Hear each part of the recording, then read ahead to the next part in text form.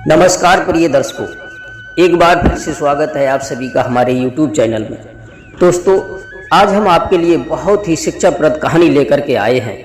तो आपसे निवेदन है कि हमारे साथ इस कहानी में बने रहिए कहानी के अंत तक। दोस्तों, आपने विक्रमादित्य का नाम तो सुना ही होगा। दोस्तों, विक्रमादित्य का सारा समय अपनी प्रजा का दुख दूर करने में ही बीतता था। राजा कभी भी अपनी प्रजा के दुख को अनदेखा नहीं किया करते थे। दोस्तों, प्रजा की सभी समस्याओं की जानकारी उन्हें रहे, इसलिए वे राजा भेष बदल करके अपने राज्य में घूमा करते थे। अपने राज्य के अलग अलग हिस्सों में, कभी इस हिस्से में कभी उस हिस्से में भेष बदल करके घूमा करते थे। राजा की ऐसी आदत के बारे में चोर डाकुओं को भी पता था कि राजा भेष बदल कर रात्रि में घूमा करते हैं, इसलिए डाकुओं ने भी अत्याचार करना कम कर दिया था। राजा की इसी वजह से अपराध बहुत कम हो चुका था, लेकिन राजा चाहते थे कि उनके राज्य से अपराध पूरी तरह से खत्म हो जाए, जिससे लोग निर्भय होकर के इधर उधर की यात्राएं कर सकें और चैन की नींद सो सकें। प्रिय दर्शकों, एक दिन की बात है, राजा विक्रमादित्य वेश बदलकर अपने राज्य के किसी हिस्से में घूम रहे थे। तभी राजा को एक महल के ऊपर से एक कमंद लटकता हुआ दिखाई दे रहा था। राजा ने सोचा कि जरूर इस कमंद के सहारे कोई चोर इस मकान पर चढ़कर ऊपर गया होगा। राजा भी उस कमंद को पकड़ करके उस महल के ऊपर चढ़ गए। राजा ने अपनी तलवार म्यान से निकाली, जिससे कि अगर मुकाबला हो तो चोर को मौत के घाट उतार दे। तभी उनके कानों में एक स्त्री की धीमी आवाज सुनाई पड़ी। राजा सोचने लगे कि शायद चोर कोई स्त्री है, इसलिए वे कमरे के दरवाजे से सट करके खड़े हो गए। वो स्त्री बगल वाले कमरे में जाकर किसी से कह रही थी और किसी का वध करने के लिए कह रही थी। उसका कहना था कि बिना उस आदमी का वध किए हुए किसी अन्य के साथ संबंध रखना उसके लिए असंभव है। तभी राजा को एक पुरुष की आवाज आई, जो कह रहा था कि मैं लुटेरा जरूर हूं, लेकिन निरपराध मनुष्य की जान मैं नहीं ले सकता।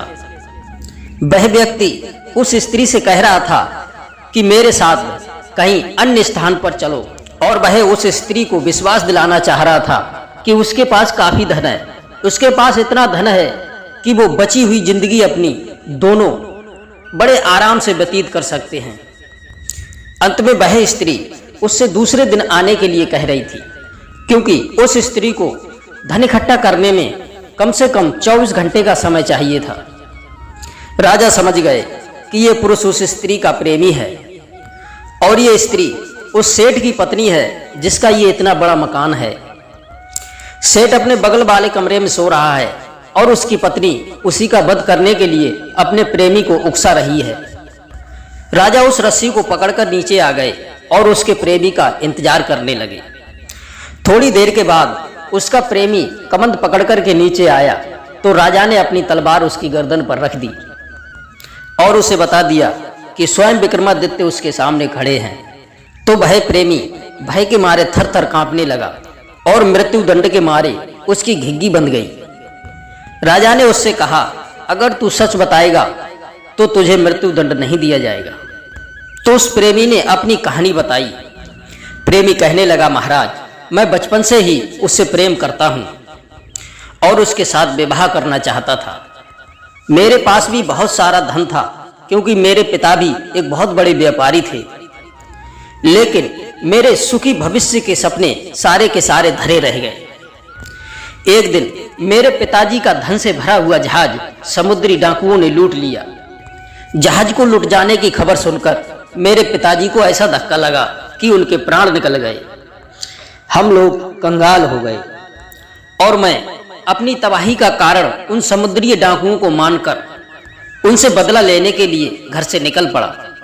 कई वर्षों तक ठोकर खाने के बाद जब मुझे उन डाकुओं का पता चला तो मैंने बड़ी मुश्किल से उनका विश्वास जीता और उनका विश्वास जीतकर उनके दल में शामिल हो गया। महाराज, जैसे ही मुझे मौका मिलता था मैं एक को मार देता था। ऐसे ही एक एक करके मैंने पूरे दल का सफाया कर दिया और उन डाकुओं ने लूटकर जितना धन एकत्रित किया था वो सारा धन लेकर के मैं अपने घर चला आया।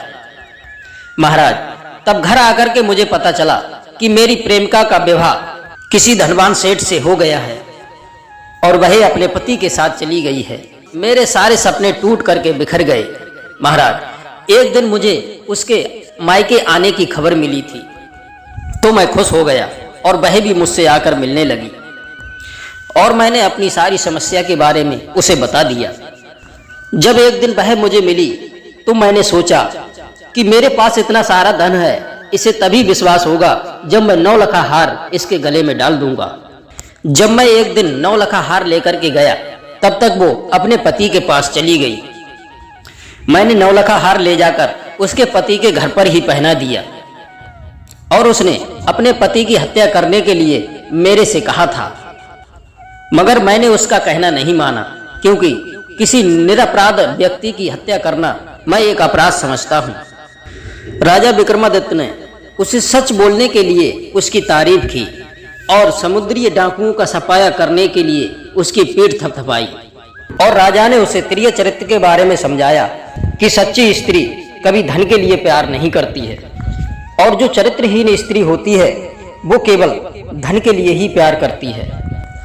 और राजा ने यह भी समझाया कि सच्ची प्रेमिकाएं केवल अपने प्रेमी से ही प्रेम करती हैं, उसके धन से नहीं। और राजा ने यह भी समझाया कि अगर तेरी प्रेमिका सच्ची होती तो तेरा इंतजार किए बगैर वो शादी नहीं कर लेती। 9 लखा हार प्राप्त करने के बाद भी तेरे साथ जाने को तैयार नहीं हुई और अपने निरपराध पति को मरवाने के लिए तुझे उकसा रही है। ऐसी स्त्री से प्रेम करना तेरे लिए मूर्खता की बात है। ऐसी निष्ठुर और निर्दयी स्त्री का प्रेम विनाश की ओर ले जाता है। दोस्तों, वह प्रेमी रोता हुआ उस राजा के चरणों में गिर गया और अपना अपराध क्षमा करने के लिए राजा से प्रार्थना करने लगा। राजा ने भी उसे मृत्यु दंड के बदले उसकी वीरता और सत्यवादिता के लिए ढेरों पुरस्कार दिए। उस आदमी की आंखें खुल चुकी थीं और उसे सब कुछ समझ में आ गया था। दूसरे दिन स्वयं राजा उस प्रेमी का भेष बना करके उस कमंद के सहारे चढ़कर उस स्त्री के पास गए। तब उस स्त्री ने राजा को अपना प्रेमी समझते हुए सोने आभूषणों से भरी हुई थैली राजा विक्रमादित्य को पकड़ा दी और बोली, चलो यहां से भाग चलते हैं, मैंने अपने पति को विष दे करके मार दिया है। जब राजा कुछ नहीं बोले तो उस स्त्री को शक हुआ और राजा के नकली भेष को नोच डाला। किसी अन्य पुरुष को पाकर के वह चोर चोर चिल्लाने लगी और राजा को अपने पति का हत्यारा बता करके बड़ी जोर जोर से विलाप करने लगी। राजा के सिपाही और उनके कोतवाल नीचे छिपे हुए थे। सैनिक लोग दौड़ करके आए और राजा के आदेश पर उस चरित्रहीन स्त्री को गिरफ्तार कर लिया।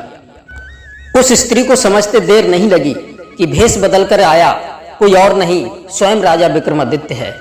दोस्तों, पति को अपनी पत्नी पर जरूर नजर बनाए रखना चाहिए। हर पुरुष को अपनी स्त्री के इन कामों पर नजर बनाए रखना चाहिए।